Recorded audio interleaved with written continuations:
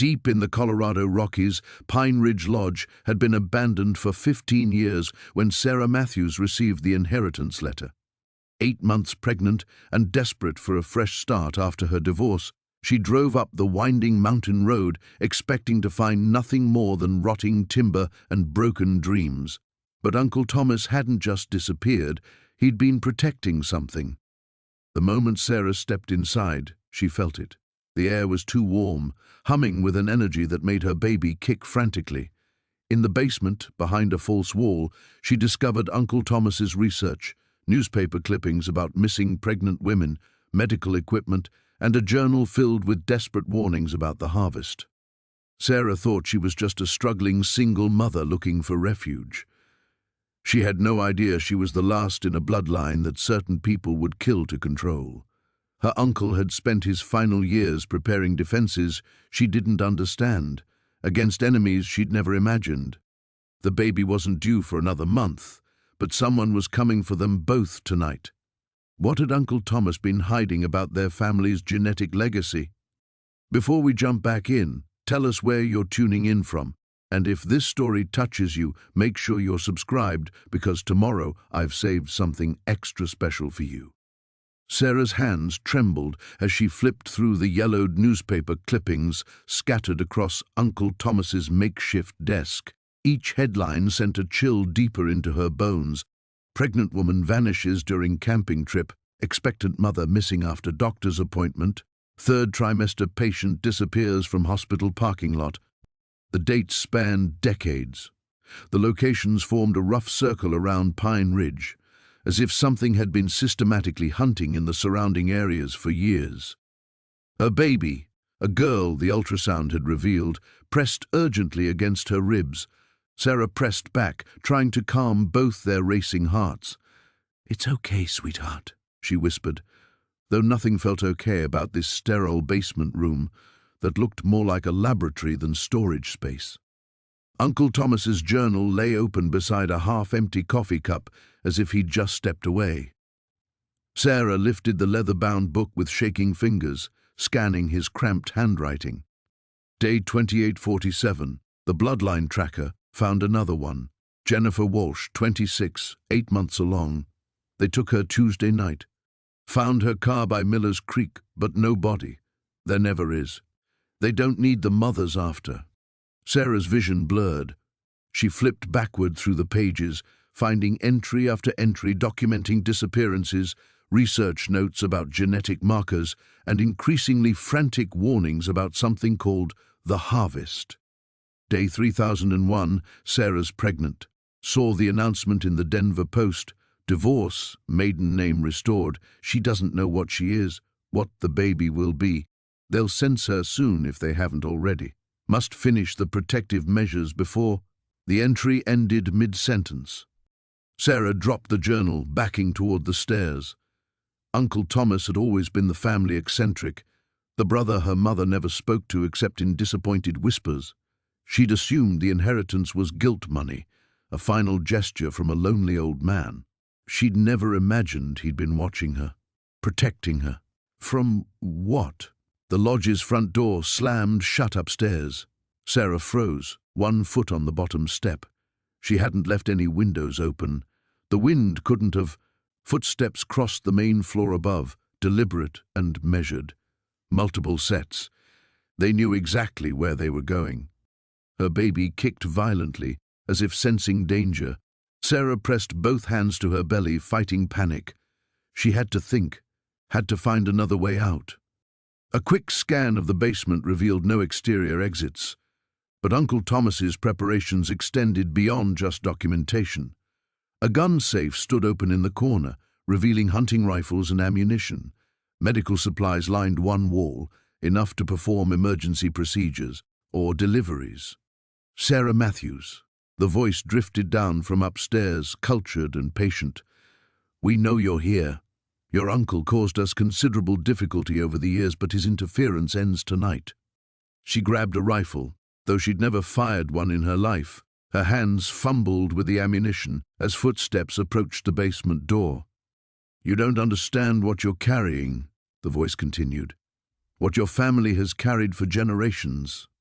But we do. We've been waiting a very long time for the bloodline to produce another candidate. The basement door creaked open.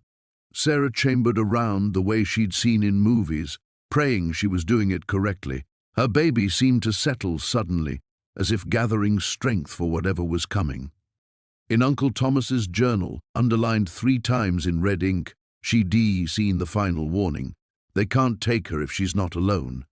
The lodge will protect her, but only if she understands what she's fighting for. Sarah still didn't understand, but as shadows appeared at the top of the stairs, she knew she was about to learn. The mountain road twisted like a serpent through towering pines, each turn revealing another breathtaking vista that Sarah barely noticed. Her hands gripped the steering wheel so tightly her knuckles had gone white, and the baby kicked restlessly as if sensing her anxiety. She hadn't seen Uncle Marcus in 15 years, not since the terrible fight that had torn their family apart, and now he was dead. The lawyer's call 3 days ago still echoed in her mind. Marcus had left her everything, the remote lodge, the surrounding 20 acres, and whatever secrets lay buried in that isolated wilderness. Sarah had been his only living relative, a fact that stung more than she cared to admit. She'd always wondered if he'd thought about her over the years, if he'd regretted the harsh words they'd exchanged when she was barely 18. Her phone buzzed against the passenger seat, and she glanced down to see David's name on the screen. She let it go to voicemail. Her husband had been furious when she'd announced this impromptu trip to Colorado, especially in her condition. 7 months pregnant wasn't ideal for a solo journey into the mountains, but something had compelled her to come. Maybe it was guilt, maybe curiosity, or maybe just the practical need to assess the property before deciding what to do with it. The GPS announced she was approaching her destination, and Sarah slowed as she spotted the weathered wooden sign barely visible through overgrown brush: Blackwood Lodge, private property. The driveway was little more than 2 tire tracks cutting through the forest, and her sedan bounced violently over ruts and fallen branches. She winced with each jolt, one protective hand instinctively moving to her belly. When the lodge finally came into view, Sarah's breath caught in her throat. It was exactly as she remembered from childhood visits, a massive log structure that seemed to grow organically from the mountainside itself. 3 stories of dark timber and stone, with a wraparound porch that had once been her favorite place to read. But 20 years of neglect had taken their toll. Shutters hung at odd angles, the roof showed patches of missing shingles, and ivy had claimed much of the eastern wall. She parked next to a rusted pickup truck she assumed had belonged to Marcus and sat for a moment, gathering her courage. The silence was absolute except for the whisper of wind through pine boughs and the distant call of a hawk. No neighbors for miles, no cell phone towers, no connection to the outside world. It was both peaceful and unsettling. The key the lawyer had given her turned easily in the heavy oak door, and Sarah stepped into the main room that had once seemed so grand to her child's eyes. Dust motes danced in shafts of afternoon sunlight, streaming through grimy windows. The massive stone fireplace dominated one wall, its hearth cold and dark, while Native American rugs covered the wide plank floors. Everything was exactly as she remembered, down to the antler chandelier and the collection of vintage snowshoes mounted above the mantel. But something felt wrong. Sarah couldn't pinpoint it at first, just a nagging sense that the space had been disturbed recently. She moved through the room slowly, her footsteps echoing in the silence, until she noticed the desk in the corner. Papers were scattered across its surface in a way that seemed too random, too deliberate. Someone had been searching for something. Her heart began to race as she climbed the creaking stairs to the second floor. The master bedroom door stood slightly ajar, revealing more signs of disturbance. Dresser drawers pulled partially open, books askew on the shelves, the mattress shifted slightly off its frame. This wasn't the random decay of an abandoned house. Someone had been here, and recently. The baby gave a particularly sharp kick, and Sarah pressed her back against the wall, suddenly dizzy. What had Marcus been involved in? What had he left her besides this crumbling monument to their family's complicated history? She thought about the stories she'd heard growing up, whispered conversations that stopped when children entered the room, about why Marcus had chosen to live alone in the mountains, why he'd severed ties with everyone who'd once mattered to him. A sound from downstairs made her freeze, the unmistakable creak of the front door opening. Sarah's mouth went dry as she listened to slow, deliberate footsteps crossing the main room. Someone else was in the house. She pressed herself deeper into the shadows of the hallway, one hand protectively cradling her belly, the other fumbling silently for her phone. No signal. The footsteps paused, and she held her breath, every muscle tensed. Then she heard a man's voice, low and urgent, speaking words she couldn't quite make out. He wasn't alone. The headlights carved a narrow path through the darkness as Sarah's Honda Civic wound up the mountain road. Each mile took her further from civilization, deeper into the wilderness that Uncle Edgar had called home for over 30 years. The GPS had lost signal 20 minutes ago, leaving only his handwritten directions and her increasingly frayed nerves to guide her. She pressed a hand to her belly, feeling the subtle roundness that marked 16 weeks of pregnancy. David had begged her not to make this trip alone, especially not at night, but the lawyer had been insistent. The estate needed to be settled within 48 hours, or it would revert to the state. Something about unpaid taxes and legal complications she didn't fully understand. The road narrowed further, becoming little more than 2 tire tracks separated by a strip of weedy gravel. Pine trees pressed close on both sides, their branches scraping against the car windows like skeletal fingers. Sarah's hands tightened on the steering wheel as she remembered the last time she'd seen Uncle Edgar, 15 years ago at her father's funeral. He'd stood apart from the family, a tall, gaunt figure in an ill-fitting black suit, watching the proceedings with hollow eyes that seemed to hold secrets too heavy to share. After the service, he'd approached her with unexpected gentleness, pressing a small silver locket into her palm. "Your grandmother's," he'd whispered. "She would have wanted you to have it." When Sarah had looked down at the delicate piece of jewelry, she'd found an inscription on the back for protection against the darkness within. She'd worn it ever since, though she'd never understood what it meant. The headlights suddenly illuminated a wooden sign, weathered and barely legible, Blackwood Lodge, private property. Sarah's heart hammered as she turned onto an even narrower drive. Through the trees she caught glimpses of dark water, the Lake Edgar's property bordered. According to the lawyer, the lodge sat on nearly 200 acres of pristine wilderness worth a small fortune to the right developer. But as the building came into view, Sarah understood why Edgar had lived as a hermit. Blackwood Lodge loomed against the star-scattered sky like something from a Gothic nightmare. 3 stories of dark timber and stone with a wraparound porch that seemed to sag under the weight of decades. Most of the windows were dark, but a few glowed with warm light, as if someone had been expecting her. Sarah parked near the front steps and sat for a moment, gathering her courage. The silence was absolute except for the ticking of her cooling engine and the distant lap of water against the shore.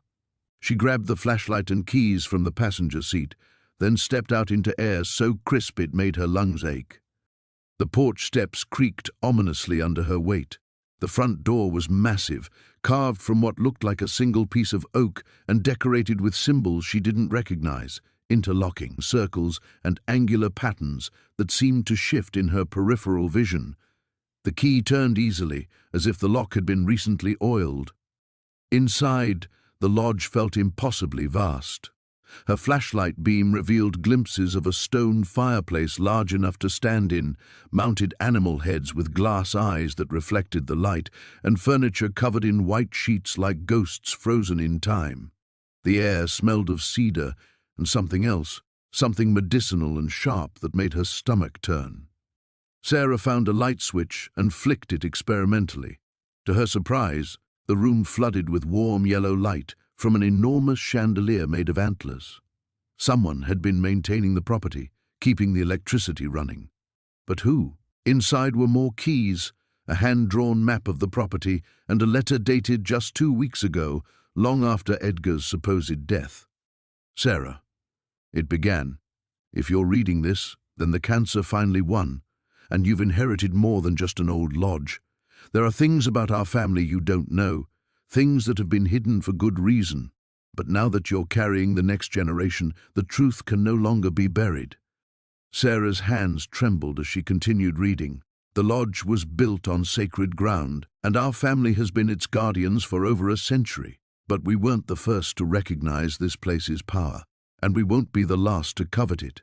There are those who would use what lies beneath for unspeakable purposes. Trust no one who comes asking questions about the property. Sell to no one. And whatever you do, don't go into the basement until you've read everything I've left for you. The letter was signed simply A.B. with a postscript that made her blood run cold. They know about the baby. The storm had passed by morning, leaving the mountain air crisp and unnaturally quiet.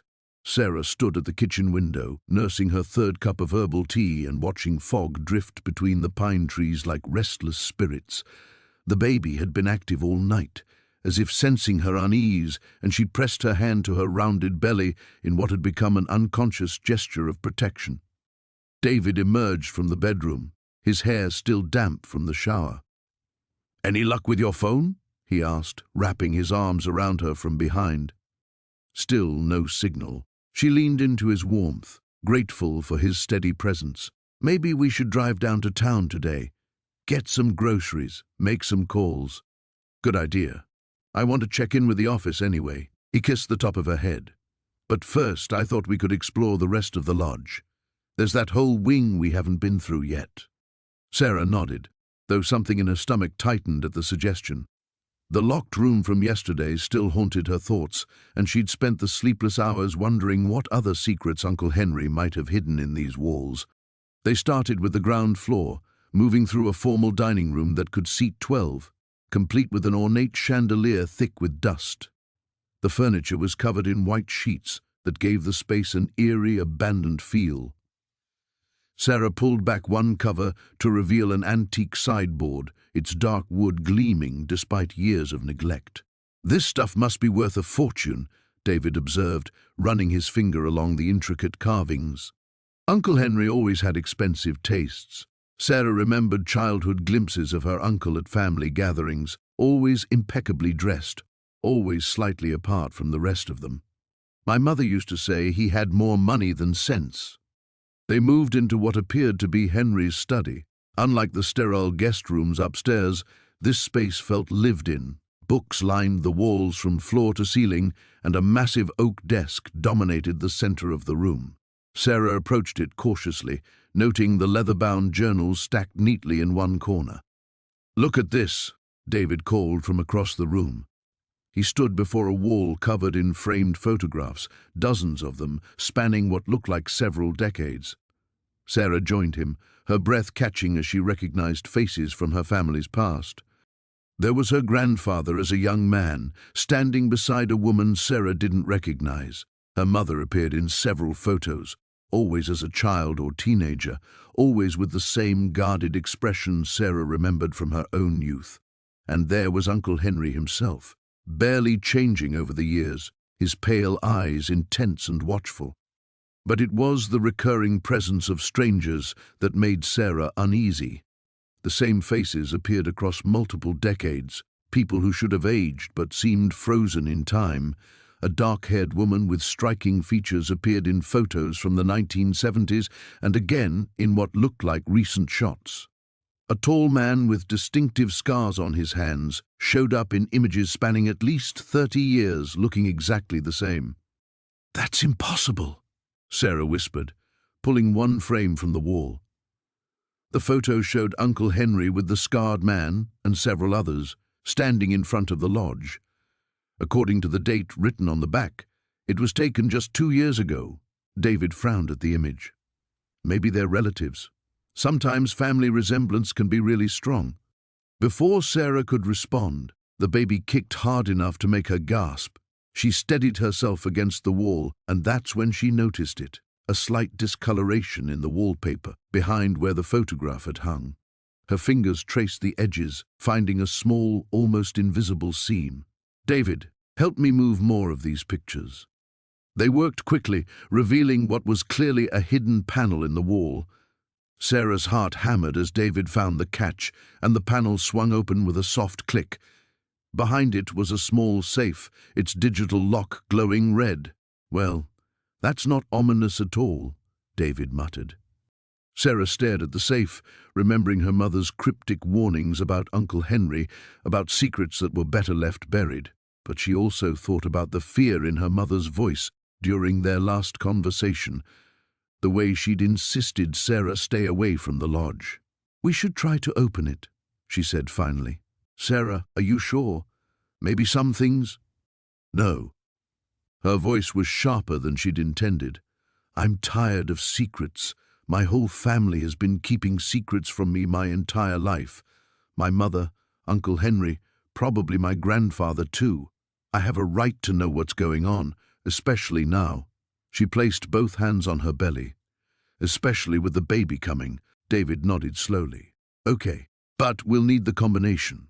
Sarah turned back to the desk, beginning to search through the drawers. Somewhere in this room, among Henry's carefully organized possessions, there had to be a clue.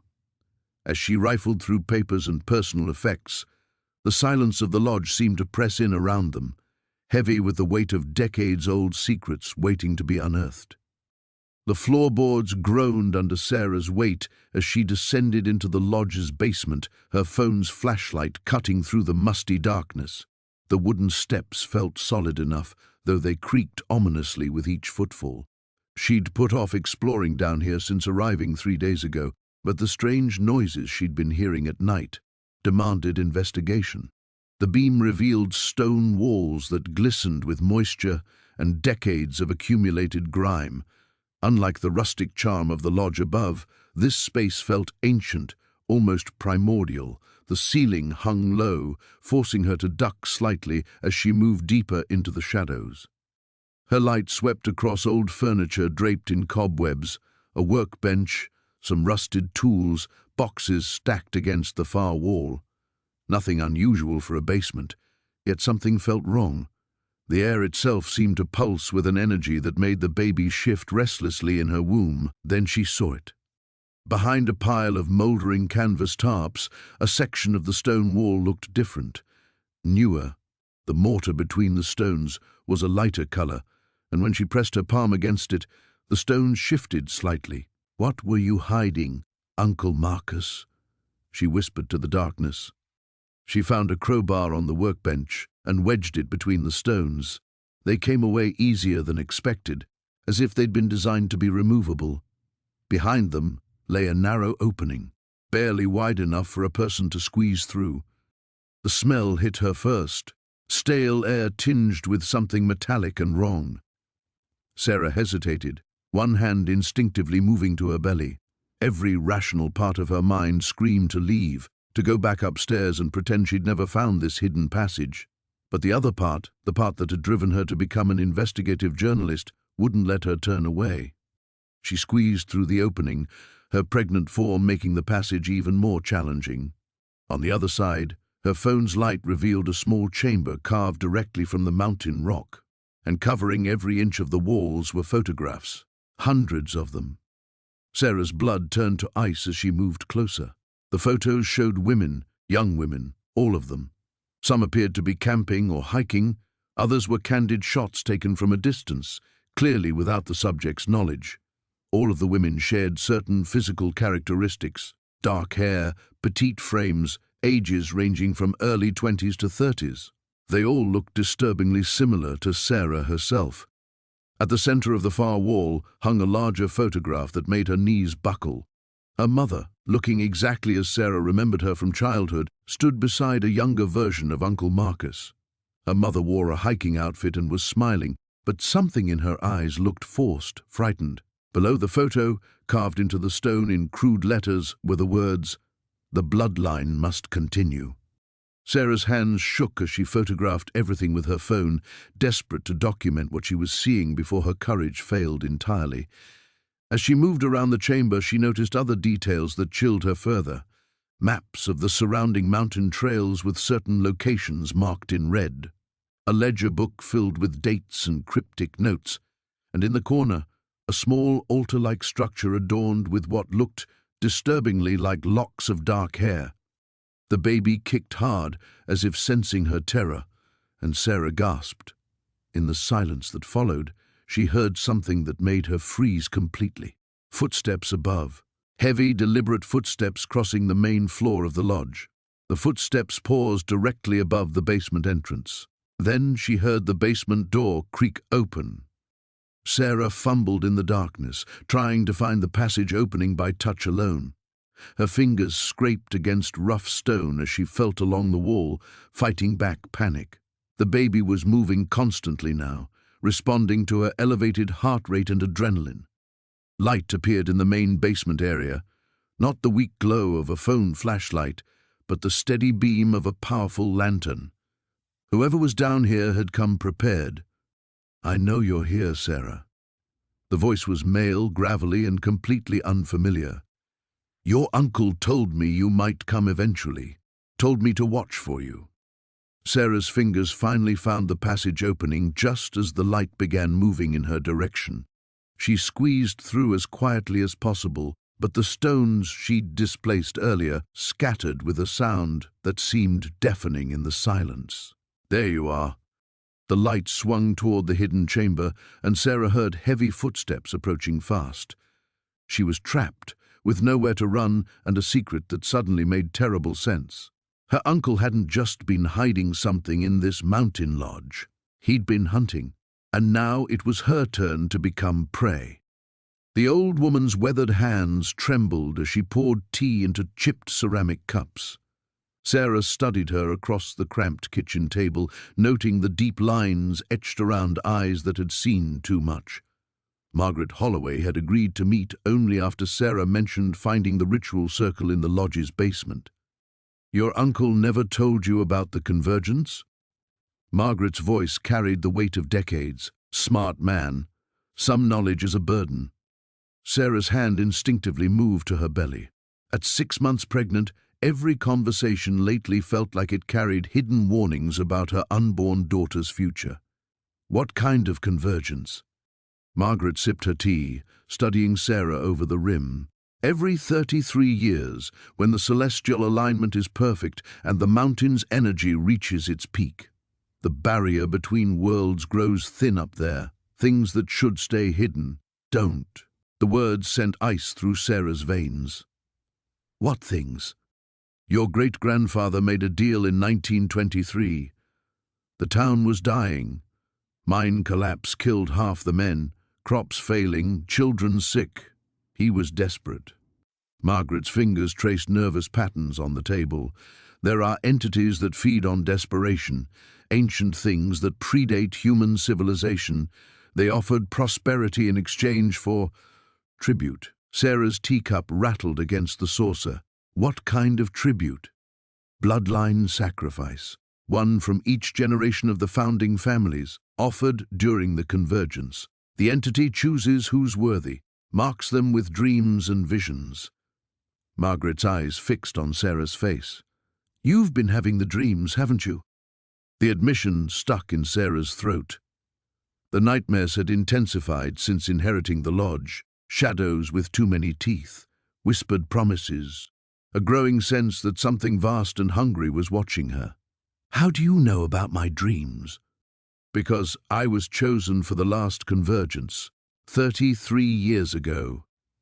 Margaret rolled up her sleeve, revealing a jagged scar that spiraled from wrist to elbow. "I survived, but barely. The entity, it leaves marks on those it touches." Sarah's breath caught. The same spiral pattern had been appearing in her dreams, carved into trees, traced in frost on windows, burned into her vision when she closed her eyes. "Why didn't it take you?" "Your uncle." Margaret's voice softened. "William figured out how to disrupt the ritual. He'd been researching ever since his own father was chosen in 1957 and didn't survive. William saved my life. But the entity doesn't forget. It's been waiting, growing stronger." The kitchen felt smaller suddenly, the walls pressing in. "The next convergence is in 3 weeks, and you're carrying the next generation." Margaret reached across the table, gripping Sarah's wrist. The entity doesn't just want you anymore, it wants your daughter.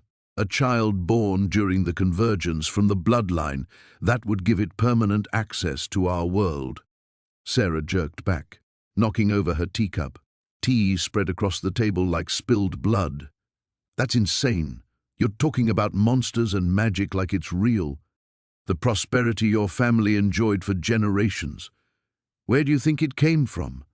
Your great-grandfather's lumber business, your grandfather's mining claims, your uncle's investments, all of it fed by that original bargain. Margaret's voice hardened. The entity keeps its promises, but it always collects its debts. Sarah's mind raced through family history she'd never questioned. The Blackwood fortune that survived the Great Depression, the uncanny luck in business ventures, the way other families in the region seemed to struggle while hers thrived. Even if this is true, Uncle William stopped it before. How? Iron circles, blessed salt, specific incantations during the ritual window. He spent decades learning how to break the connection. Margaret stood, moving to a kitchen drawer. She returned with a leather journal, its pages yellow with age. He left this with me for safekeeping. Instructions for the counter ritual. Sarah opened the journal with shaking hands. William's familiar handwriting filled page after page. Astronomical calculations, Latin phrases, detailed diagrams of protective symbols. In the margins, desperate notes. The dreams are getting stronger, and it knows I'm trying to break free, and if I don't survive, someone must finish this. He was preparing for another attempt when he died, Margaret said quietly. Heart attack, the doctors claimed. But I know better. The entity doesn't like being cheated of its due. Sarah closed the journal, her decision crystallizing. What do I need to do? Go back to the lodge, the ritual circle in the basement. That's where the original bargain was made, and it's the only place the connection can be severed permanently. But Sarah, Margaret's grip tightened on her arm, the entity will fight back. It's had 33 years to prepare, and it wants your daughter more than anything it's ever desired. You won't be fighting alone up there. Outside Margaret's cottage, storm clouds gathered over the mountain peaks, and Sarah could swear she heard something laughing in the wind. The photographs scattered across the floor like fallen leaves, each one a window into a past Sarah had never known existed. Her hands trembled as she picked up image after image. Her uncle Marcus, decades younger, standing beside people she'd never seen before. But it was the woman in several of the photos that made Sarah's breath catch. The resemblance was unmistakable, the same dark eyes, the same stubborn jawline. The woman could have been Sarah's twin, if not for the 1980s clothing and hairstyle. "Who are you?" Sarah whispered to the photograph, studying the woman's face. In one image, she stood laughing beside Marcus outside the very lodge where Sarah now sat. In another, she held a small bundle wrapped in white blankets. A baby. David crouched beside her, gathering the remaining photos. "Look at this," he said, holding up a group shot. 7 people stood in a line, all wearing matching silver pendants identical to the one Sarah had found. Marcus was there, younger and smiling, his arm around the mysterious woman. The others were strangers, but their faces held an intensity that made Sarah's skin crawl. She flipped one of the photos over and found writing in Marcus's familiar scrawl. The circle, summer solstice 1983. Before everything went wrong. "A circle," Sarah murmured. "Like a cult or a coven," David said grimly. "These symbols, the isolation of this place, the secrecy, it all fits." Sarah's hand instinctively moved to her belly. The baby had been unusually quiet today, and now that stillness felt ominous rather than peaceful. She thought about the journal entries, the references to bloodlines and sacrifices. Had her uncle been involved in something dark? And why did this woman look so much like her? A floorboard creaked overhead. Both Sarah and David froze, eyes locked on the ceiling. The sound came again, a deliberate footstep, then another. Someone was walking through the lodge's second floor. David slowly reached for the poker beside the fireplace, while Sarah gathered the photos with shaking hands. They'd checked every room when they arrived. The lodge had been empty.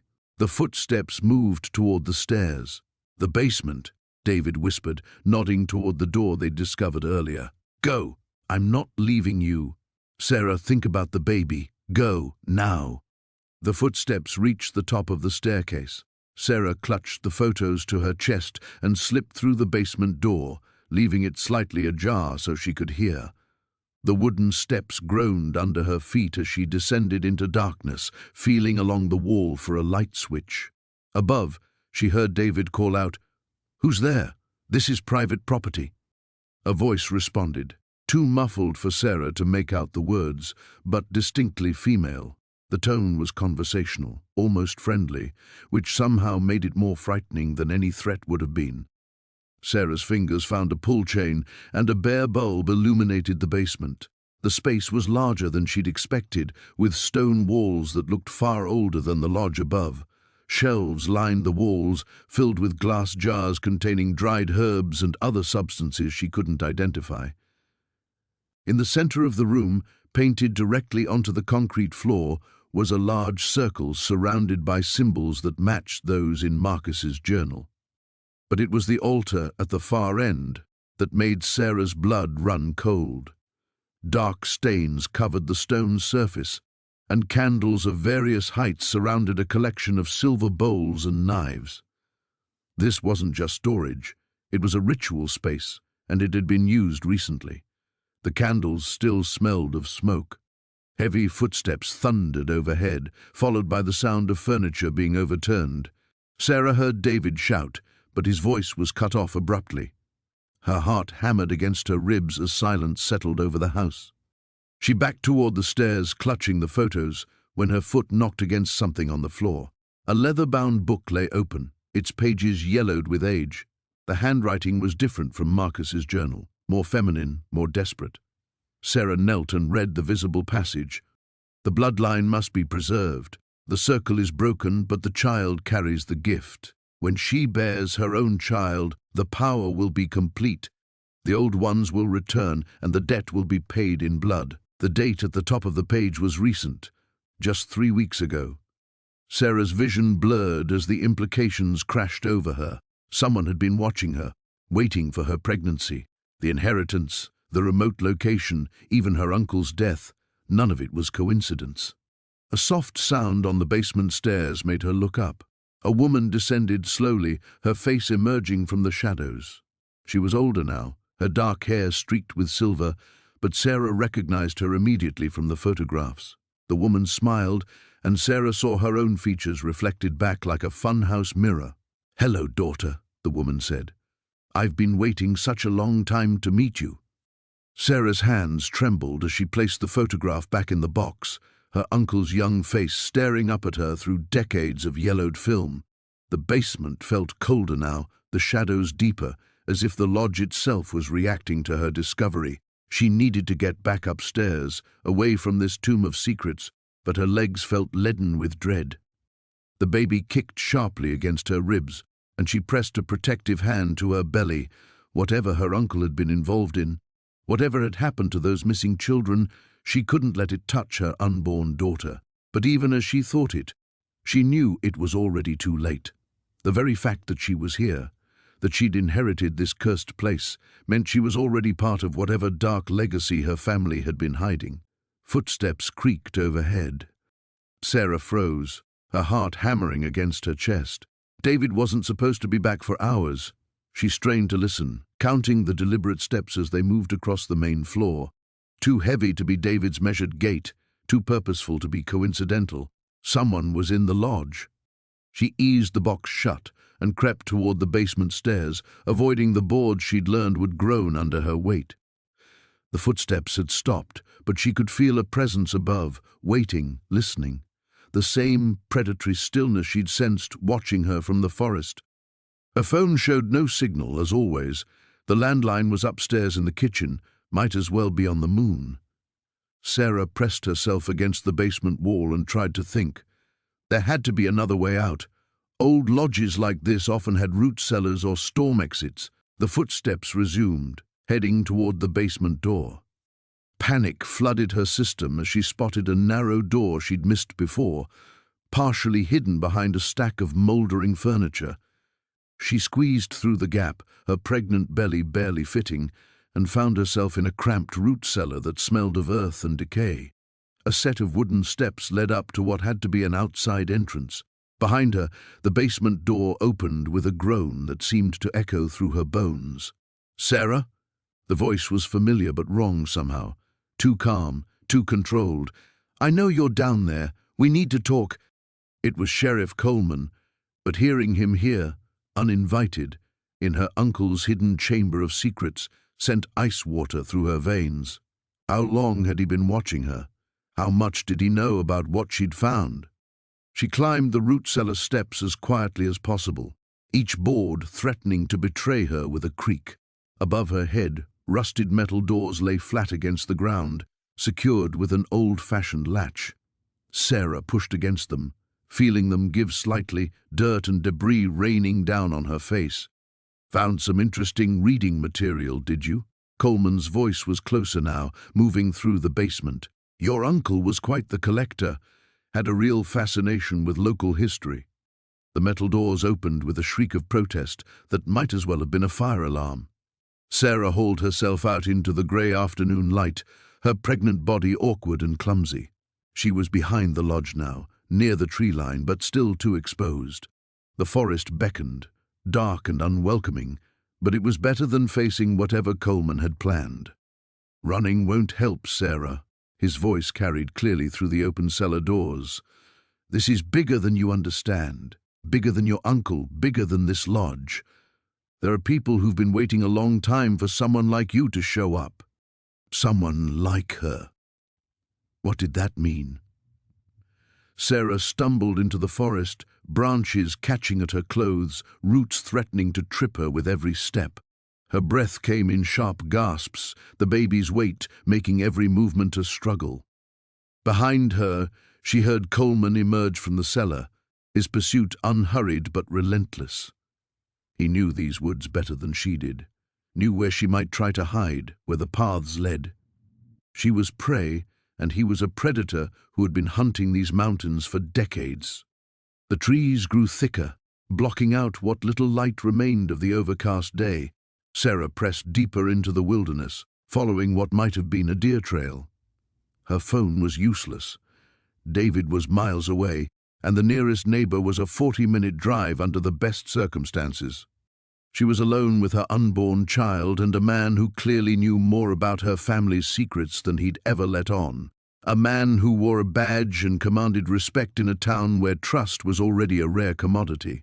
A branch snapped somewhere behind her, closer than it should have been. Sarah ran harder, one hand pressed to her belly, the other stretched out to ward off the grasping branches. Whatever her uncle had done, whatever he'd hidden in that basement, had set something in motion that wouldn't stop until it consumed everything she loved.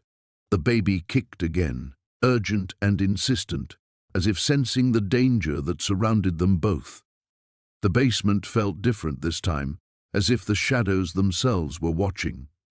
Sarah descended the creaking stairs with Marcus close behind, the LED flashlight casting harsh white circles that danced across stone walls. Her conversation with Eleanor Blackwood still echoed in her mind. The Holloway bloodline carries something ancient, something that was never meant to be passed down. "There," Sarah whispered, pointing to the far corner where she'd first noticed the inconsistency in the stonework. "The wall looks newer there, different mortar." Marcus ran his fingers along the seam, his touch revealing what Sarah's eyes had suspected. This section was definitely rebuilt. Recently, too, maybe 20 years ago. He pressed his ear to the stone. "There's definitely space behind it." Sarah's baby stirred restlessly, and she placed a protective hand over her belly. 6 months along, and somehow this child seemed to sense the danger surrounding them. The strange dreams had intensified since arriving at the lodge, visions of hooded figures, ritual fires, and something terrible waiting to be born. "We need to get through this wall," she said, surprised by the steel in her own voice. Marcus studied her face in the flashlight's glow. "Sarah, maybe we should call the police first. If there's really something behind there, the police won't understand. They'll think we're crazy." She thought of Detective Morrison's skeptical expression when she'd mentioned the strange symbols. Besides, by the time they get a warrant, it might be too late. From upstairs came the sound of wind picking up, rattling the lodge's old windows. The storm Eleanor had mentioned was approaching, and Sarah felt an inexplicable urgency building in her chest. Whatever was hidden behind this wall, it needed to be found tonight. Marcus had brought a small sledgehammer from his truck, and after another moment's hesitation, he positioned himself in front of the suspect section. "Stand back!" The first blow sent vibrations through the basement floor. On the third strike, chunks of mortar began falling away. By the 10th, they could see darkness beyond the crumbling stone. The smell hit them immediately, musty air that had been trapped for decades, tinged with something else Sarah couldn't identify, something organic and unpleasant. Marcus enlarged the hole until it was big enough to crawl through. His flashlight beam penetrated the hidden space, revealing what looked like a small chamber carved directly from the mountain rock. "Jesus," Marcus breathed. Sarah squeezed through the opening behind him, ignoring his protests about her condition. The chamber was larger than it had appeared from outside, roughly 8 feet square with a ceiling that disappeared into blackness above. But it wasn't the size that made her stomach lurch. The walls were covered in symbols, not carved, but painted in something dark that had long since dried to the color of rust.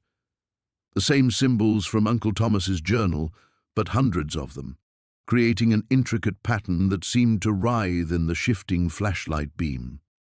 In the center of the chamber sat a stone altar, its surface stained with the same dark substance as the walls. Surrounding it were the remnants of what had once been ritual implements, tarnished silver bowls, candle stubs worn down to nubs, and leather-bound books that crumbled at the touch. But it was what lay beside the altar that made Sarah cry out.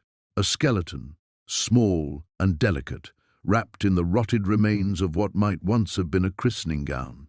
"Oh God," Sarah whispered, her hand instinctively moving to her belly. "It's a baby." Marcus's flashlight revealed more bones scattered around the chamber's edges. Not all were small. Some belonged to adults, but many were child-sized, arranged in careful patterns around the ritual circle.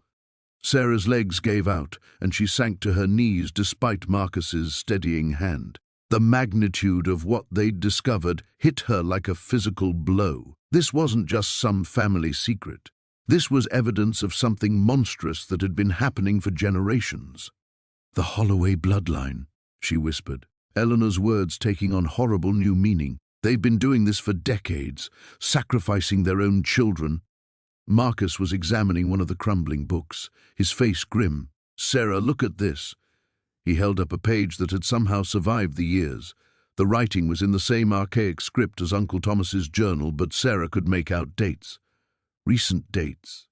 The most recent entry was from 18 years ago, written in her uncle's familiar handwriting. "The bloodline weakens.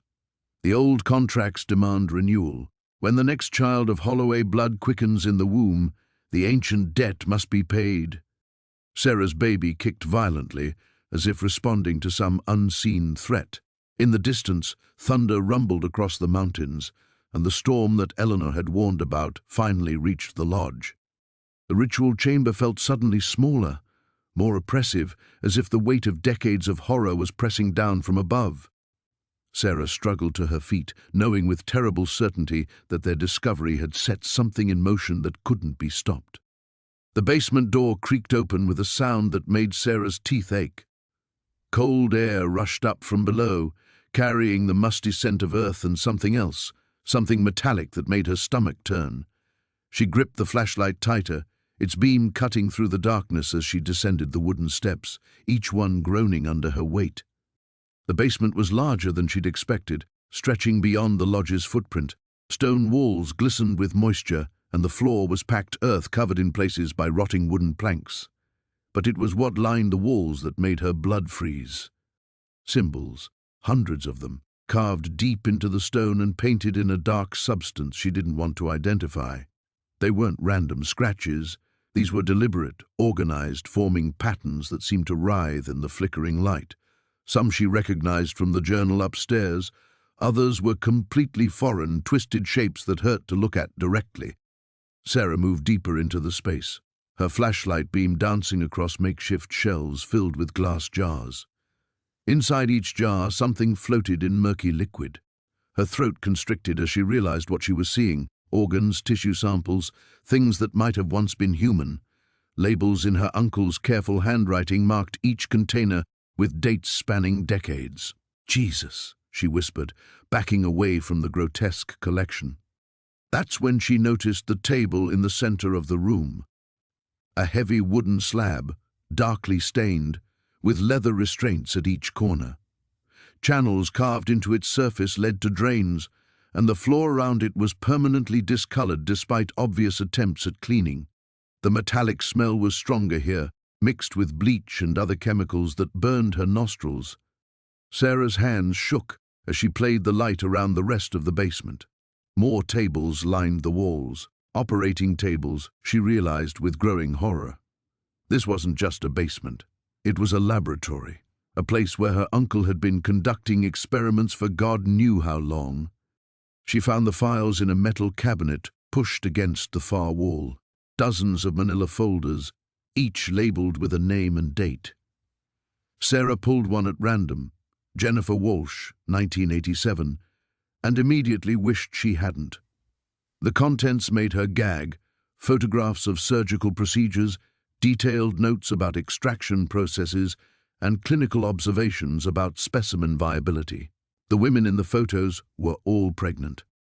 Sarah's legs gave out, and she sank onto a wooden crate, the implications crashing over her like ice water. Her uncle hadn't been conducting random experiments down here. He'd been targeting pregnant women, harvesting something from them. The journal upstairs had mentioned a ritual, something about pure essence and unborn potential. She forced herself to look through more files, each one a testament to her uncle's methodical madness. The dates went back to 1962, when he'd first inherited the lodge. 50 years of systematic abduction, experimentation, and murder.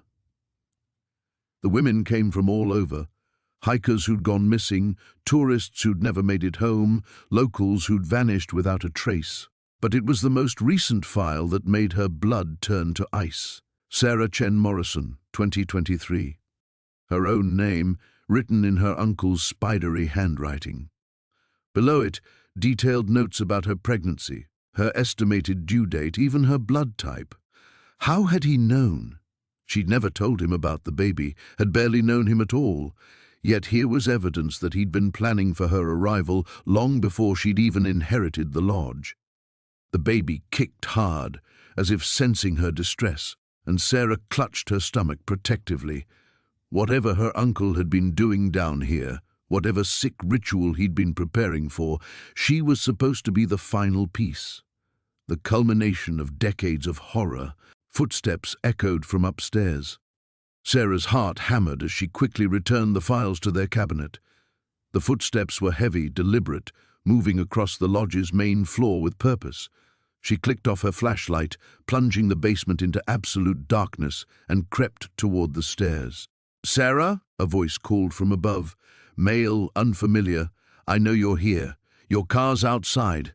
She pressed herself against the stone wall, trying to control her ragged breathing.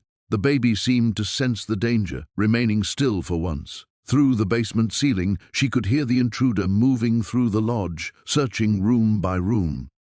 "There's no point hiding," the voice continued, closer now. "We've been waiting for you for a very long time. Your uncle left specific instructions about your care. Don't make this harder than it needs to be." The footsteps stopped directly overhead.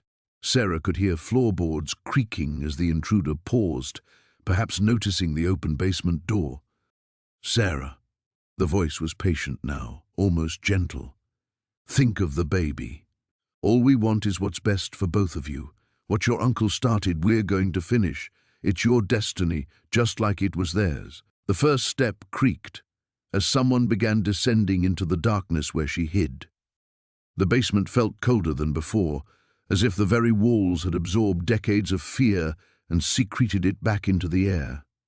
Sarah's flashlight beam danced across the stone foundation as she descended the wooden steps, each creak echoing like a gunshot in the suffocating silence. Behind her, David's breathing came in sharp, controlled bursts. "We shouldn't be down here," he whispered, but his voice carried no real conviction. They both knew there was no turning back now. The beam illuminated the far corner where she'd found the hidden room yesterday, but something was different. The loose stones she'd carefully replaced lay scattered across the floor, and the opening gaped like a wound in the wall. Someone had been here, recently. Sarah's heart hammered against her ribs as she approached the opening. The metal box she'd discovered was gone, but in its place lay a leather journal, its pages yellowed with age.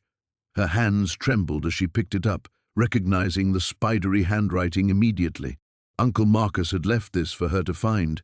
"Sarah." David's voice was tight with alarm. "Look at this." She turned to find him crouched beside a series of symbols carved deep into the stone floor, symbols that matched the ones from the journal she'd found upstairs. But these weren't faded with time. They looked fresh, the stone dust still pale and raw around the edges. "Someone's been maintaining this place," she whispered, running her fingers over the carved marks, even after Uncle Marcus died. The journal's pages rustled as she opened it, and Uncle Marcus's voice seemed to whisper from the yellowed paper. The first entry was dated 30 years ago, just months before her father had cut all contact with his brother. "They've found us again. I thought hiding in these mountains would be enough, but the Covenant doesn't forget, they don't forgive, and they certainly don't let bloodlines escape their purpose." Sarah's breath caught. The Covenant, the same name she'd seen referenced in the other documents. She flipped through pages frantically, searching for answers, until one entry made her blood run cold. "The ritual requires 3 generations of firstborn daughters. Eleanor served her purpose. My brother's child would have been next, but he took her away before they could claim her. Now they wait. They're patient. They know Sarah will return, and when she does, when she bears her own child, the cycle can finally be completed. David." Her voice came out as barely a whisper. "We need to leave, now." But as she spoke, the basement lights flickered on, flooding the space with harsh fluorescent glare that made them both squint and shield their eyes. Footsteps echoed from the stairs behind them, slow and deliberate. "I was wondering when you'd find that journal," came a familiar voice. Sarah spun around to see Mrs. Holloway descending the steps, but the kindly neighbor's demeanor had vanished entirely. Her eyes held a coldness that made Sarah's skin crawl, and in her weathered hands she carried an ornate silver knife that caught the light with an almost hungry gleam. "You've been watching me," Sarah said, backing toward the far wall with David close beside her. "We've been watching your family for generations, dear. Your uncle was supposed to deliver you to us years ago, but he grew soft, sentimental." Mrs. Holloway's voice carried the weight of decades of patience finally coming to an end. "No matter. You came back on your own, just as we knew you would. The blood always calls its own home." David stepped protectively in front of Sarah, but Mrs. Holloway merely smiled. "Oh, the father wants to play hero. How touching. But this isn't about you, young man.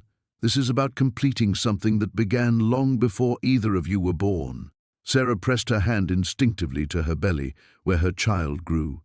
"What do you want with my baby?" "Your baby?" Mrs. Holloway laughed, a sound like breaking glass. "Child, that baby doesn't belong to you. It belongs to powers far older and more patient than you can imagine. 3 generations we've waited. Your great-grandmother Eleanor understood her duty. Your father denied us your mother, but fate has a way of correcting such oversights." The basement suddenly felt smaller, the walls pressing in as Mrs. Holloway continued her slow approach. Behind her, more footsteps echoed down the stairs, and Sarah caught glimpses of other figures in dark clothing, their faces hidden in shadow. "The lodge was never your uncle's refuge," Mrs. Holloway continued. "It was our temple. Every room, every stone was placed according to ancient designs. You've been living inside a ritual space, Sarah. You've been consecrating yourself and your child without even knowing it." Sarah's mind raced through the past few days, remembering the strange dreams, the feeling of being watched. the way the house seemed to shift and change around her. Even her decision to come here hadn't been entirely her own. Something had drawn her back, something that had been waiting patiently for exactly this moment.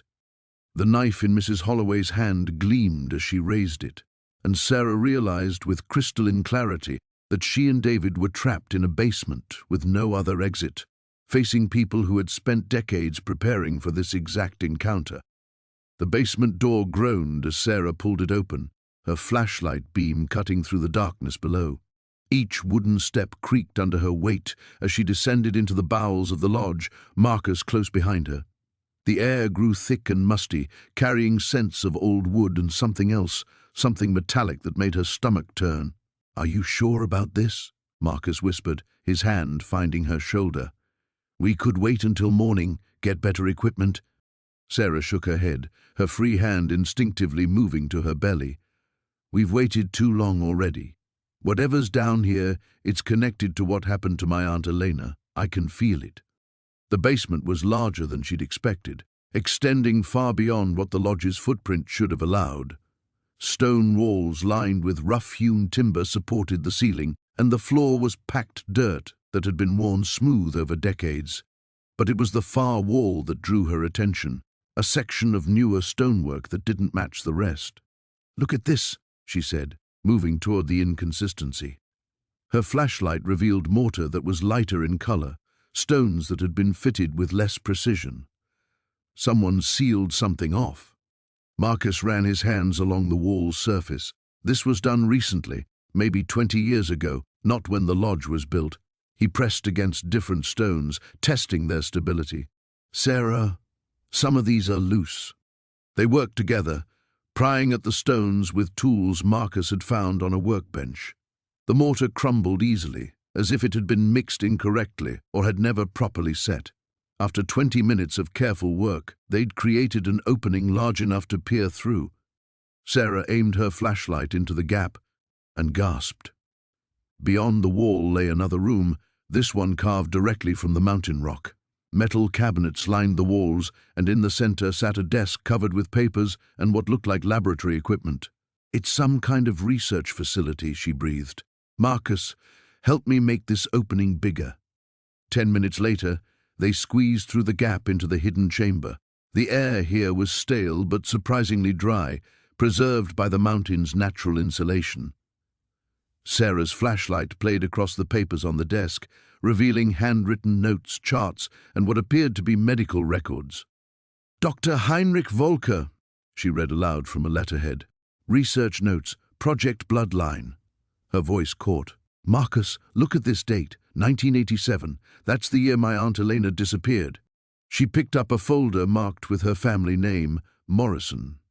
Inside were genealogical charts going back generations, with detailed notes written in the margins. Red ink marked certain names, including her grandfather's, her uncle's, and at the bottom of the most recent page, her own name with a question mark beside it. "What kind of research was this?" Marcus asked, examining the equipment on the desk. "These look like blood analysis tools, genetic sequencing equipment. Expensive stuff, even for the 80s. Sarah opened another folder and felt her knees weaken. Inside were photographs, dozens of them, pictures of her family members spanning decades, some clearly taken without the subject's knowledge. There was her grandfather as a young man, her Uncle Robert in his 20s, and most disturbing of all, surveillance photos of her parents from what looked like their college years. "They were watching us," she whispered. "For generations, they were watching my family." At the bottom of the pile was a photograph that made her blood run cold. It showed a woman who looked exactly like Sarah, standing in front of the lodge. But the clothing, the hairstyle, the quality of the photograph, everything suggested it had been taken decades ago. "That's impossible," Marcus said, looking over her shoulder. "Sarah, that looks just like you." She flipped the photo over. Written in faded ink were the words, "Elena Morrison, Subject 7, Final Phase, 1987. "Subject 7, Sarah repeated, her voice hollow. "They weren't just watching my family, they were experimenting on us." A loose paper fell from the folder, and Marcus caught it. His face went pale as he read. "Sarah, you need to see this. It's a medical report. Elena was—" He swallowed hard. She was pregnant when she disappeared. The flashlight trembled in Sarah's grip. "The dreams I've been having, the feeling that she was trying to warn me. Marcus, what if she never left the mountain? What if she's still here?" Before Marcus could respond, they heard footsteps above them. Slow, deliberate footsteps crossing the lodge's main floor. Then the basement door slammed shut with a resounding bang that echoed through the stone chambers. Sarah grabbed Marcus's arm. "Someone knows we're here." The footsteps stopped directly above them, and in the silence that followed, they could hear the distinct sound of a heavy bolt sliding into place, sealing them in the darkness below. The basement door slammed shut above them with a finality that made Sarah's blood freeze. The electronic lock engaged with a sharp click, and she heard Marcus's footsteps retreating across the floor overhead. "Sarah?" Dr. Whitmore's voice cracked in the darkness. "What's happening?" She fumbled for the light switch, her hands shaking as the fluorescent bulbs flickered to life. The basement looked different now, sinister rather than merely cluttered. What she'd mistaken for storage boxes earlier now revealed themselves as something far more disturbing. Medical equipment, monitoring devices, and in the corner, partially hidden beneath a tarp, something that made her stomach lurch. An examination table with restraints. Oh God. Dr. Whitmore had seen it too. She backed against the wall, her face pale. "Sarah, your uncle, what exactly was he involved in?" Sarah's mind raced through the fragments she'd pieced together, the covenant, the bloodline, her mother's desperate flight all those years ago. "He was part of something called the Covenant," she said, her voice barely above a whisper. "They believe my family carries some kind of power, and they think my baby—" A baby's cry echoed through the basement, so faint it might have been her imagination. But Dr. Whitmore heard it too, her head snapping toward the sound. "That came from behind the wall," the doctor said, moving toward the far end of the basement. She pressed her ear against the concrete. "There's something back there." Sarah joined her, running her hands along the wall until she found what felt like a seam, a hidden door. Her fingers traced the edges until she located a small depression.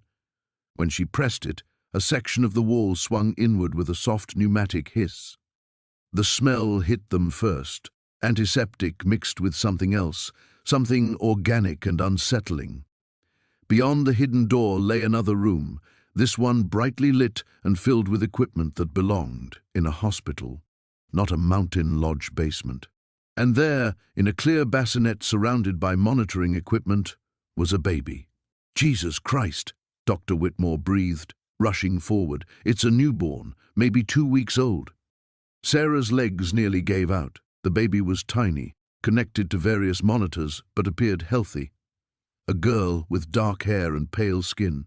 As they approached, she opened her eyes that were an unusual shade of violet, just like Sarah's.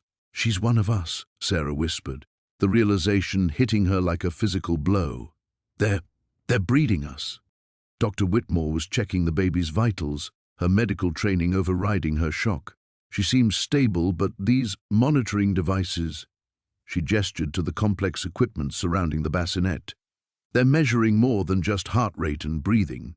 Neural activity, electromagnetic fields, things I've never seen measured in an infant." Sarah noticed a clipboard hanging nearby and grabbed it with trembling hands.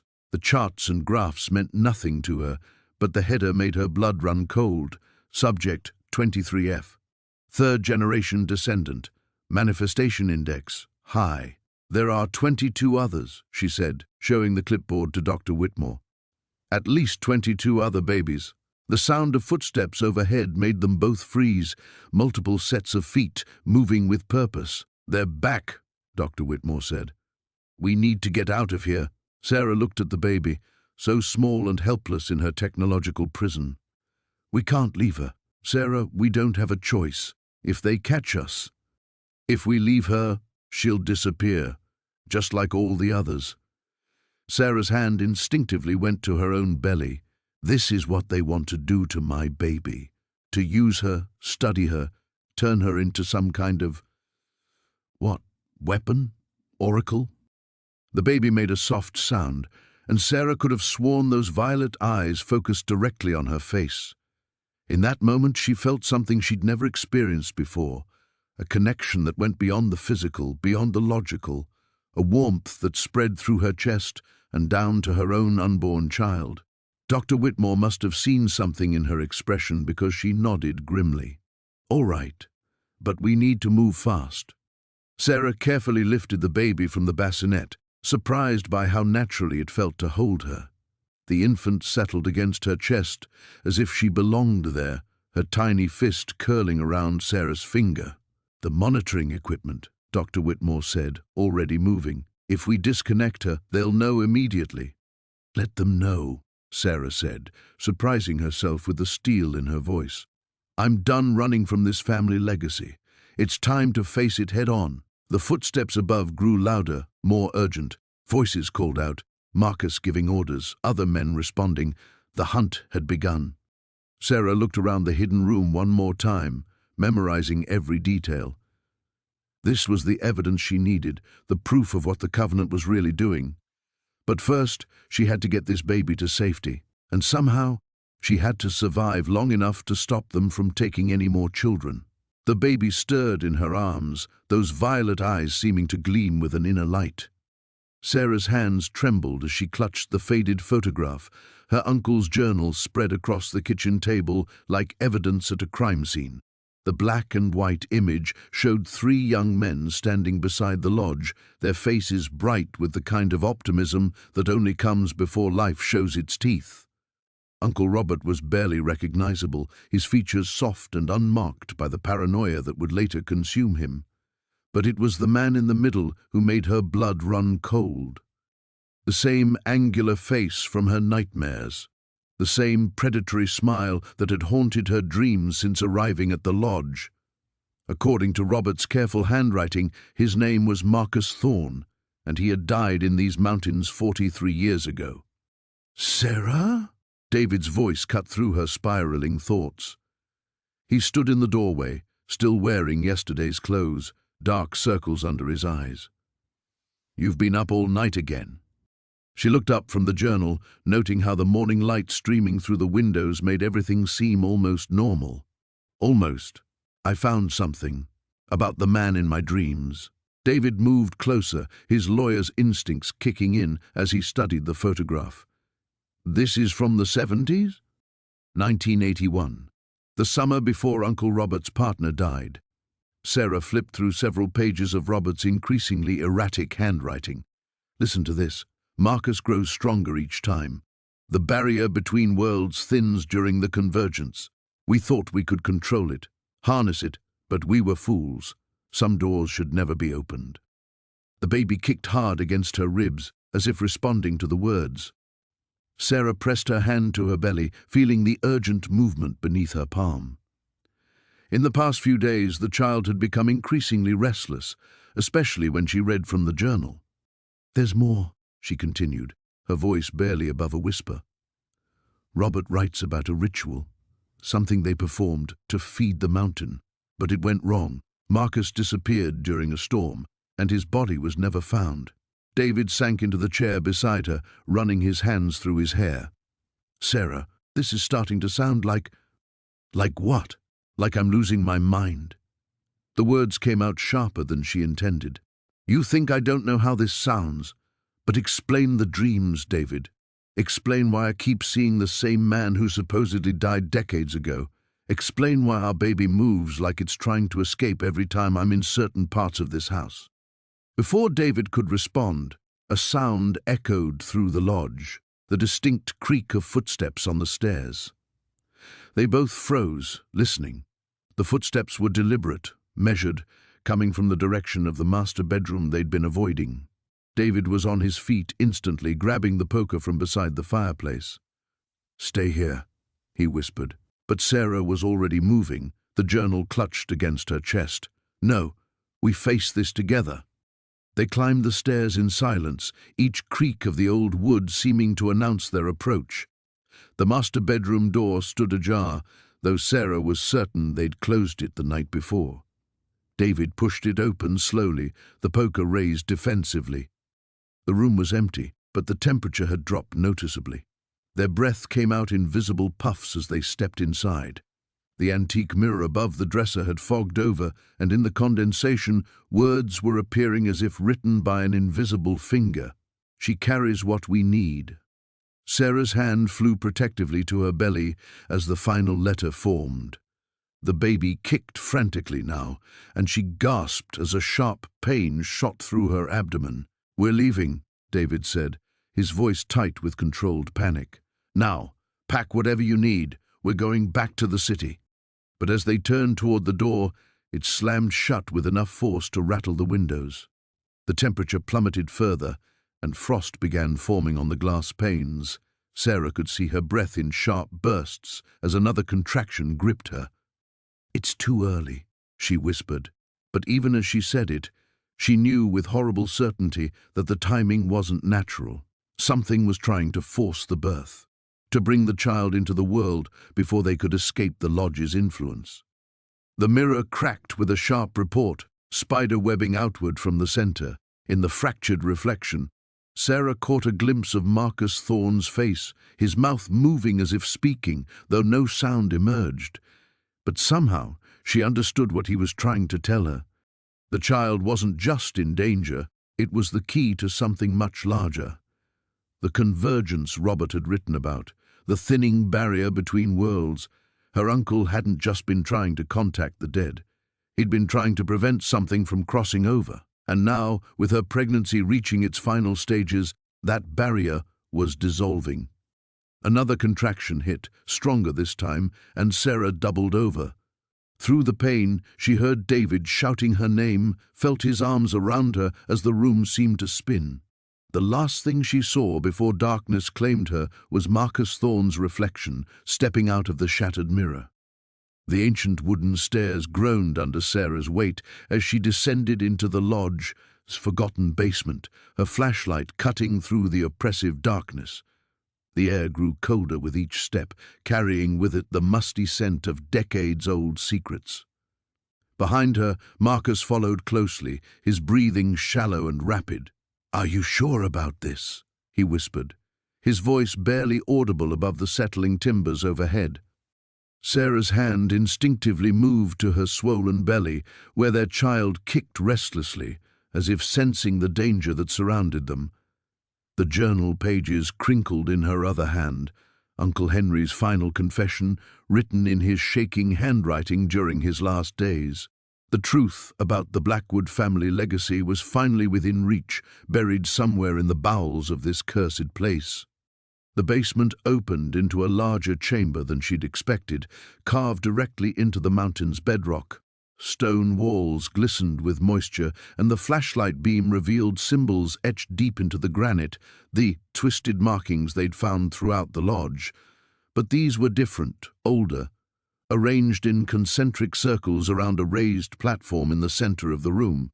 "My God," Marcus breathed, stepping closer to examine the walls. "These symbols, they're not just decorative, are they?" Sarah shook her head, consulting the journal. According to Henry's notes, this chamber had been the heart of whatever dark ritual her ancestors had performed decades ago, the same ritual that had bound their family to something ancient and hungry, something that demanded payment in blood every generation. A sound echoed from above, footsteps on the main floor. Sarah's blood turned to ice. They'd been so careful, parking the car miles away and approaching through the forest. But somehow they'd been found. "We need to hurry," she whispered, moving toward the platform where Henry's journal indicated the original binding documents would be hidden. Her fingers traced the cold stone until she found a loose section that shifted under pressure. Behind it lay a metal box, its surface green with age. The footsteps above grew louder, more purposeful. Multiple sets now, moving with the confidence of people who knew exactly where they were going. Sarah's hands trembled as she opened the box, revealing yellowed papers tied with black ribbon and a small silver dagger, its blade etched with more of the twisted symbols. Sarah Marcus's voice was urgent. "Look at this." She turned to find him studying a section of wall where the symbols seemed to form words in an archaic script. Even without understanding the language, she could feel the malevolence radiating from the carved letters. It's a contract, she realized, the pieces finally falling into place. My great-grandfather, he made a deal with something, protection for the family business, prosperity, long life, but at a cost. The footsteps above had stopped. The silence was somehow worse than the noise had been. Marcus moved to her side, his face pale in the flashlight's glow. What kind of cost? Sarah's eyes scanned the documents from the box, Henry's translation scrawled in the margins. The words made her stomach lurch. A firstborn child from each generation. When they reach maturity, when they're ready to carry on the line. The baby kicked harder, as if fighting against the fate that had been predetermined before its conception. Sarah pressed the journal against her chest, feeling the weight of generations of Blackwood secrets crushing down upon her. A new sound drifted down from above, chanting in the same archaic language carved into the walls. The cult members had found them, and they were beginning the ritual that would bind her child to the same dark covenant that had claimed so many before. There has to be a way to break it, Marcus said desperately, studying the contract. Some kind of clause, an escape. There is. Sarah's voice was barely a whisper. She'd found the passage she'd been dreading, Henry's notes explaining the only way to sever the family's connection to the ancient power, but it requires the blood of the last Blackwood heir, freely given, here, in this chamber. The chanting grew louder, more insistent. Soon they would come down those stairs, and Sarah would have to choose between her own life and her child's freedom. Marcus grabbed her shoulders, his eyes fierce with determination. There has to be another way. We can fight them. We can run. No. Sarah's hand found his face, memorizing the feel of his skin. This is why Uncle Henry brought me here, why he left me everything. He knew this day would come, knew I'd have to make this choice. The silver dagger felt impossibly heavy in her palm as she lifted it from the box. Above them, the chanting reached a crescendo, and Sarah heard the basement door creak open. They were coming. She looked into Marcus's eyes one last time, seeing her own fear and love reflected there. "Promise me," she whispered. "Promise me you'll get our baby as far from here as possible." The first footstep echoed on the wooden stairs. The ancient wooden floorboards groaned under Sarah's weight as she crept through the lodge's main hallway, her heart hammering against her ribs. The journal clutched in her trembling hands contained the final piece of the puzzle, Uncle Harold's confession about the ritual that had bound their bloodline to something unspeakable decades ago. Behind her, Marcus moved with practiced silence, his hand resting protectively on her lower back. "The basement entrance should be just ahead," she whispered, referring to the hand-drawn map Harold had sketched on the journal's final page. Every shadow seemed to pulse with malevolent life, and the baby kicked restlessly in her womb, as if sensing the danger that surrounded them.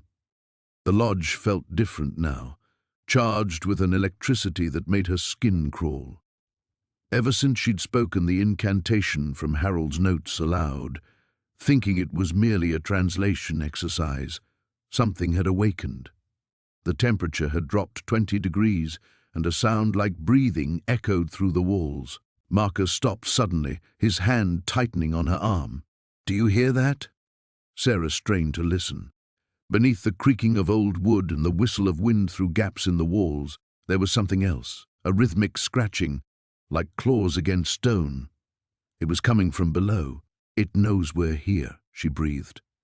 They reached the basement door, which stood slightly ajar, despite Sarah's certainty that she'd never opened it.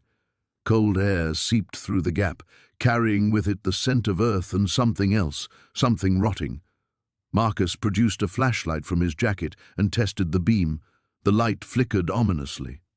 "Maybe we should wait until morning," he suggested, though they both knew morning might be too late. The contractions had started an hour ago, mild but unmistakable. The baby was coming, just as Harold's journal had predicted it would, drawn forth by the awakening of the family curse. "We can't wait." Sarah pushed past him and grasped the door handle. The metal was ice cold against her palm. Harold wrote that it grows stronger with each generation if the baby is born while this thing is active. She didn't need to finish the sentence. They'd both read Harold's account of what had happened to her cousin Emma's child 30 years ago. The infant had lived for 3 days before the entity claimed it, leaving behind only an empty crib and parents driven mad by grief. The basement stairs descended into absolute darkness. Their footsteps echoed strangely, as if the sound was being stretched and distorted by invisible hands. Sarah counted 17 steps before they reached the bottom, exactly as Harold had described. The flashlight beam revealed a space much larger than the lodge's footprint should have allowed. Stone walls extended beyond the light's reach, covered in symbols that seemed to shift and writhe when viewed peripherally. At the chamber's center sat an altar, a massive slab of black stone stained with substances Sarah didn't want to identify. "Oh my God," Marcus whispered. "How long has this been here?" "Since 1943, Sarah replied, consulting the journal. "That's when great-grandfather Edmund first made contact with it. He thought he was protecting the family during the war, calling on ancient powers to shield us from harm. Instead, he bound us to it." The scratching sound grew louder, and Sarah realized it was coming from beneath the altar. Something was trying to claw its way up from whatever lay below. Another contraction hit her, stronger this time, and the scratching intensified. "It's connected to the baby," she gasped, doubling over. "Every contraction makes it stronger." Marcus swept the flashlight beam across the walls, searching for the symbols Harold had mentioned, the ones that could reverse the binding ritual. The light caught something carved deep into the stone near the chamber's far wall, but as he moved toward it, the temperature plummeted even further. A voice echoed through the chamber, speaking words in a language that predated human civilization. The symbols on the walls began to glow with a sickly phosphorescent light, and cracks appeared in the stone floor around the altar. There, Sarah pointed with a shaking hand toward an alcove where 5 candles sat in a precise pentagonal arrangement. Harold wrote that we need to light them in the correct sequence while speaking the counter-incantation. But as they approached the alcove, something erupted from beneath the altar. Not quite solid, not quite shadow, it towered above them with eyes like burning coals and a mouth that opened onto infinite darkness. The entity that had fed on their family's bloodline for generations had finally taken physical form. The baby kicked violently, and Sarah felt a warm wetness between her legs. Her water had broken. "Marcus," she whispered, her voice barely audible over the creature's otherworldly howling. "I think we're out of time." The entity turned its burning gaze upon her swollen belly and smiled with too many teeth. It had been waiting for this moment, the birth of a new generation to claim as its own. The mountain trembled beneath Sarah's feet as she pressed her back against the cold stone wall of the hidden chamber. Above, she could hear them, the keepers, Uncle Harold's former associates who had finally tracked her down. Their footsteps echoed through the lodge like a death march, growing closer with each passing second. Dr. Elena Voss stood beside her, the woman's weathered hands clutching the leather journal that contained decades of research into the family curse. "They know we have it," Elena whispered, her voice barely audible above the sound of splintering wood from upstairs. "The ritual instructions, the bloodline records, everything they need is in here." Sarah's hand moved instinctively to her swollen belly, where her unborn daughter kicked restlessly, as if sensing the danger. 6 months pregnant and trapped in an underground chamber beneath the lodge, she felt the weight of generations pressing down upon her. The curse that had claimed her grandmother, her aunt, and nearly destroyed her own mother was reaching its hungry fingers toward the next victim. "There has to be another way out," Sarah said, scanning the ancient symbols carved into the chamber walls. The same markings she'd seen in her dreams, the ones that had led her here in the first place. Harold wouldn't have built this without an escape route. Elena nodded toward a narrow passage at the far end of the chamber. "The tunnel system connects to the old mine shafts. But Sarah, even if we escape, they'll never stop hunting you. Not while you carry the bloodline." The footsteps above grew louder, accompanied by voices speaking in the guttural language Sarah had heard in the recordings hidden in Harold's study. The same chants that had preceded every death in her family for the past 70 years. They were preparing for the ritual. "My uncle spent his entire life trying to break this curse," Sarah said, moving toward the tunnel entrance. "He left me clues, breadcrumbs leading to the truth. There has to be something we're missing." As they hurried through the narrow passage, Elena's flashlight beam danced across the rough-hewn walls. Harold believed the curse could be broken by reversing the original binding ritual, but it requires a willing sacrifice from the bloodline during the convergence. "The winter solstice," Sarah finished, 3 days away. The tunnel opened into a wider cavern, where rusted mining equipment lay scattered like the bones of some mechanical beast. Sarah could smell fresh air filtering down from somewhere above, promising escape from the suffocating darkness. But freedom felt hollow when she knew they would only be delaying the inevitable. Behind them, the sound of pursuit grew closer. Flashlight beams cut through the darkness like searching fingers, and Sarah could hear Marcus Kane's voice echoing off the cavern walls, the man who had posed as her uncle's lawyer, who had gained her trust only to deliver her into the hands of the keepers. "Sarah," his voice carried a false note of concern. "You're only making this harder on yourself. The child will be born whether you cooperate or not. At least this way you can ensure she's raised properly, prepared for her destiny." Elena grabbed Sarah's arm, pulling her toward a rusted ladder that disappeared upward into blackness. "The old ventilation shaft," she whispered. "It should lead to the surface near the tree line."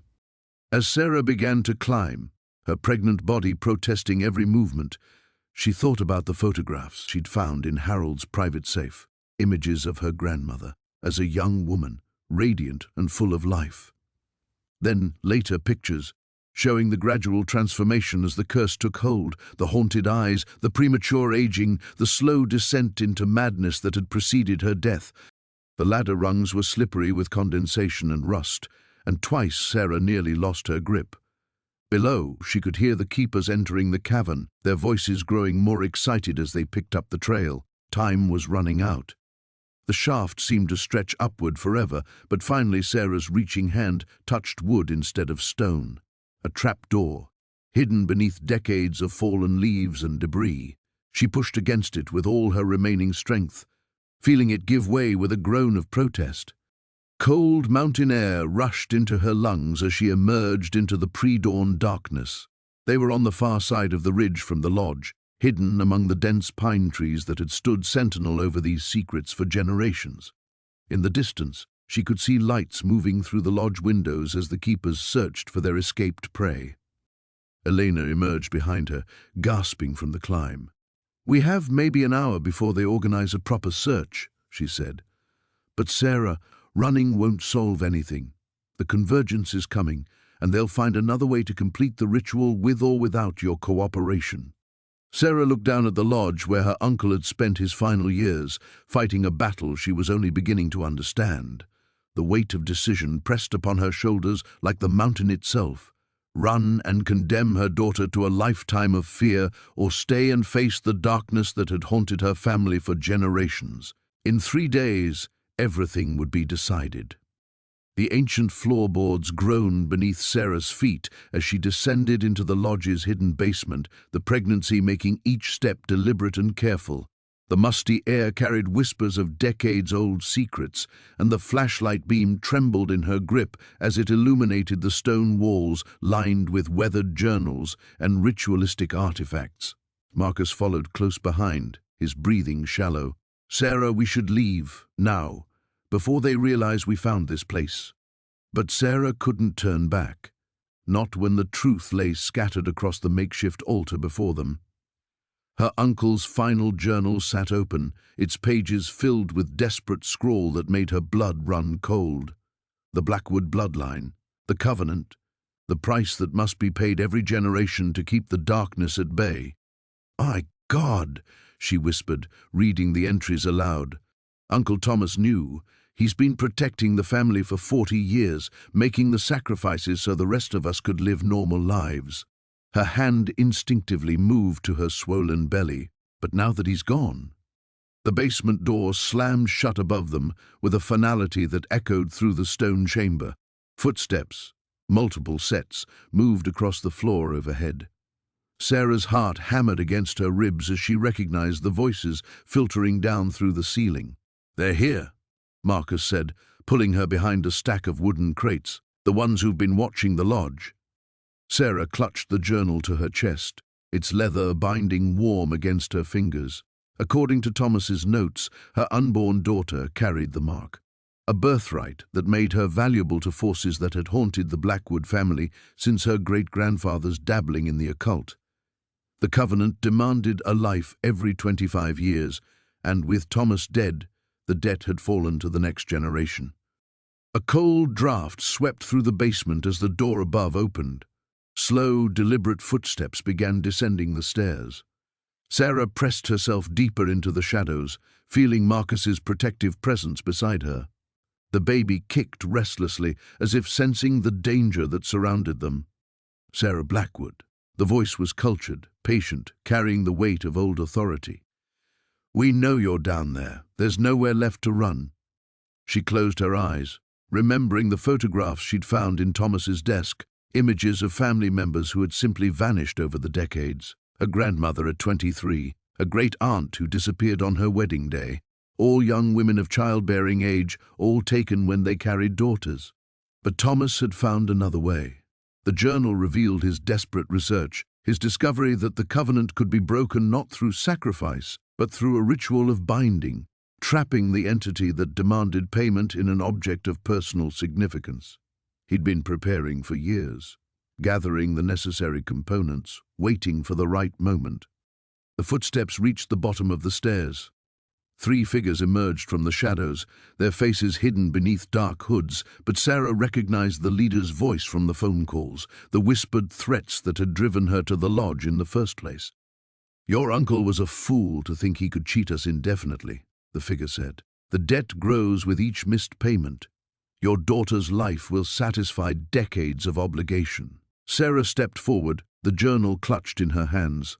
"Thomas found a way to break the covenant. I know what needs to be done." The leader's laugh was like winter wind through bare branches. "The binding ritual requires a willing sacrifice from the bloodline. Thomas couldn't complete it alone. He needed someone with the mark to anchor the spell. That's why he left you the lodge. You were meant to finish what he started." Marcus moved to stand beside her, his jaw set with determination. "Whatever it takes, we do it together." Sarah opened the journal to the final entry, Thomas's instructions written in desperate, shaking handwriting. The ritual required her to bind the entity to something precious, something that carried the weight of family history. Her eyes fell on the antique locket around her neck, her mother's locket, passed down through generations of Blackwood women. "The choice is yours, Sarah," the leader said, stepping closer. "Complete the ritual and trap yourself alongside the entity forever, or let us take what is owed and spare yourself the pain." Sarah's fingers traced the locket's engraved surface, feeling the warmth of her mother's love, her grandmother's strength, all the women who had faced this moment before her. She thought of her daughter, the life growing within her, the future that hung in the balance. The basement grew colder as she began to speak the incantation Thomas had prepared, her voice growing stronger with each word. The hooded figures rushed forward, but it was too late. Light blazed from the locket as the binding took hold, and Sarah felt the ancient darkness being pulled into the silver pendant, drawn away from her family forever. As the last word left her lips, the lodge shuddered, and silence fell like a benediction over the mountains.